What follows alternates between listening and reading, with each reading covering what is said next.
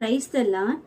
Hodson Taylor ஒரு விசை சீனாவின் மேற்கு பகுதிக்கு தன் குழுவினரோடு ஊழியம் செய்ய சென்றிருந்தார்.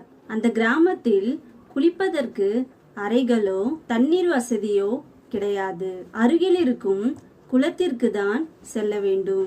ஒரு நாள் தன் குழுவினரோடு குளித்து கொண்டிருந்த போது ஒருவர் திடீரென ஆழத்தில் மூழ்க ஆரம்பித்தார். உதவிக்காக கதறின போது டெய்லர் மறுபக்கம் நின்று கொண்டிருந்த ஜானை அழைத்தார்.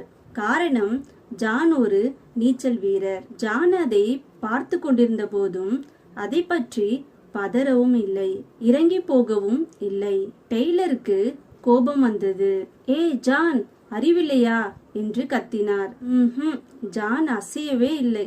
கடைசியில் அந்த மனிதன் மூழ்கினான். பின்னர் ஜான் போய் அவனுடைய முடியை பிடித்து கரைக்கு இழுத்து வந்து வயிற்றை அமுக்கி தண்ணீரை வெளியேற்றி அந்த மனிதனை காப்பாற்றினான். அந்த மனிதன் உயிர் பெற்றான். அப்போது ஜான் சொன்னான், அவன் முதலில் கூப்பிட்ட போதே நான் போயிருந்தால் அவன் என்னையும் முழு பலத்தோடு பிடித்து தண்ணீரில் மூழ்கடித்திருப்பான். ஆகவேதான் நான் கடைசியில் சென்றேன் என்றபோதுதான் டெய்லருக்கு விளங்கியது.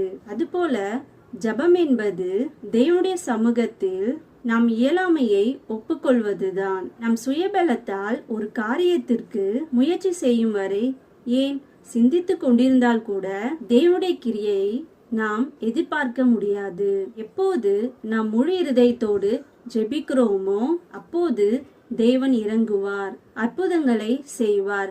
ஆகவே நாம் ஜெபிக்கிறோம். முழு இருதயத்தோடு ஜெபிக்கிறோமா? ஆனால் நாம் தேவனிடத்தில் உதவியை எதிர்பார்க்கிறோம். முழு இருதயத்தோடு எதிர்பார்க்கிறோமா என்பதை யோசியுங்கள். ஆமென்.